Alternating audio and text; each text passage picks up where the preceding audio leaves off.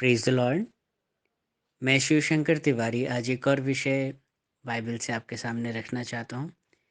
ये विषय है भजन संहिता की किताब, उसका 103वां अध्याय और उसकी 9वीं आयत। यहाँ पर इस प्रकार से लिखा है, वह सर्वदा वाद विवाद करता ना रहेगा और उसका क्रोध सदा के लिए भड़का ना रहेगा।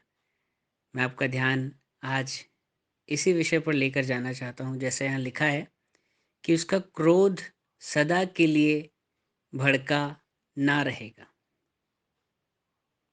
हम अगर अपने रंजिशों को देखें, अगर हम हमारे मन में उपजने वाले बैर के बारे में सोचें, तो कई बार हमारी किसी से ऐसी लड़ाई हो जाती है या ऐसे डिफरेंसेस लोगों के साथ हो जाते हैं कि हम उनसे ज़िंदगी भर का नाता तोड़ लेते हैं। मैं ऐसे लोगों को जानता हूँ जो अपने भाई से वाद विवाद होने पर, उनके मरने पर भी उनकी अर्थी में नहीं गए।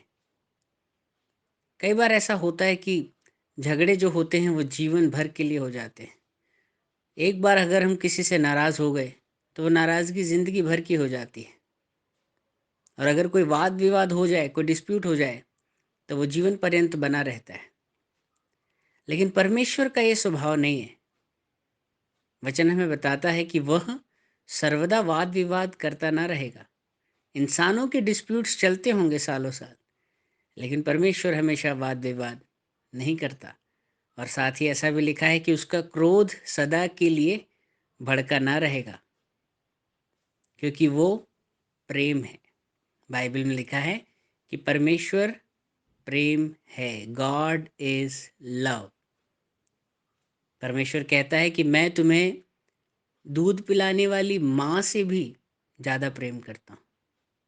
एक दूध पिलाने वाली माँ तुम्हें छोड़ सकती है, लेकिन मैं तुम्हें कभी नहीं छोड़ूंगा। हम भी कई बार अपने बच्चों से गुस्सा करते हैं, उन पर क्रोधित हो जाते हैं, कई बार उन पर हाथ भी उठा देते हैं, बहुत बुरी तरीके से झल्लाकर उन्हें मारते भी हैं। लेकिन फिर आधे घंटे और 1 घंटे के बाद कुछ ऐसा होने लगता है कि हमारा क्रोध शांत होने लगता है। और फिर जब हमारी नज़र हमारे बच्चे के चेहरे पर पड़ती है कि उसकी आंख में अब भी आंसू हैं, उसे हमने थोड़ी देर पहले कितनी बुरी तरीके से मारा था उसकी गलती पर, तो हमारे मन में प्रेम आने लगता है, वो क्रोध ठंडा होने लगता है और हम फिर से उसके पास जाते हैं, उसे लड़े आते हैं, उसे गोद में उठाते हैं, उससे प्यार करते हैं, बोलते हैं बेटा तुम्हें लगी तो नहीं, पापा को माफ़ कर दो, पापा ने तुम्हें मारा, देखो तुमने गलती करी ना, इसीलिए पापा ने मारा, नहीं तो पापा मारते थोड़ी हैं आपसे, आपको प्यार करते हैं ना पापा, मम्मी आपको प्यार करती है ना। हम उसे समझाते हैं। फिर हम उसे हो सकता है खुश करने के लिए, अच्छा बताओ क्या क्या मंगाएं पापा आपके लिए, आज क्या खाओगे, उसे चॉकलेट ला के देते हैं, उसके लिए टॉय मंगाते हैं, उसे घुमाने ले जाते हैं और फिर से वो प्रेम स्थिर हो जाता है।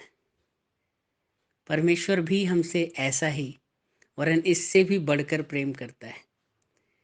इजराइलियों ने, हम मनुष्यों ने कितनी बार परमेश्वर का दिल तोड़ने की कोशिश करी, लेकिन परमेश्वर बार बार एक प्यार करने वाली माँ की तरह, एक प्यार करने वाले बाप की तरह हमारे पीछे आता ही रहा।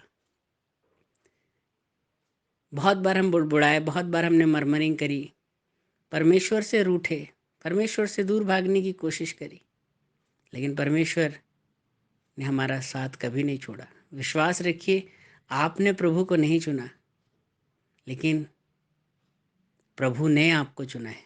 आपने प्रभु का हाथ नहीं पकड़ा है, लेकिन प्रभु ने आपका हाथ पकड़ा है। आप उसका हाथ छुड़ाकर भाग सकते हैं, लेकिन परमेश्वर जब आपका हाथ पकड़ता है तो उसे कभी नहीं छोड़ता। वह कहता है इस संसार के अंत तक मैं तुम्हारे साथ हूँ, मैं ना ही कभी तुम्हें छोड़ूंगा, ना ही कभी त्यागूंगा। तो उसका आज क्रोध हो सकता है कि वो हमसे किसी बात पर नाराज़ हो, लेकिन विश्वास मानिए वो प्रेम करने वाला परमेश्वर है। उसका एक क्रोध सदा के लिए नहीं होगा। उसी ने फाड़ा और वही सिएगा भी, उसी ने घाव अगर दिए तो वो चंगा भी करेगा। उसके प्रेम पर विश्वास रखिए, उसकी करुणा सदा की है। Praise the Lord.